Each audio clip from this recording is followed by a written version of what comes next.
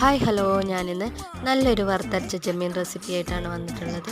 അപ്പോൾ അതിനായിട്ട് ചെമ്മീൻ നന്നായിട്ട് ക്ലീൻ ആക്കി എടുത്തിട്ടുണ്ട്. ഇനി അതിലേക്ക് മഞ്ഞൾപ്പൊടി, മുളക് പൊടി, മല്ലിപ്പൊടി, ഉപ്പ് ഇതെല്ലാം ചേർത്തിട്ട് മസാലയെല്ലാം എല്ലായിടത്തും ആവുന്ന വിധം നന്നായിട്ട് പുരട്ടിയെടുത്ത ശേഷം അതൊന്ന് മാറ്റി വയ്ക്കാം. ഇനി ഒരു പാൻ എടുത്തിട്ട് അതിലേക്ക് തക്കാളി, പച്ചമുളക്, ഇഞ്ചി അരിഞ്ഞതും കൂടെ ചേർത്തിട്ട് അതൊന്ന് വേവിച്ചെടുക്കണം.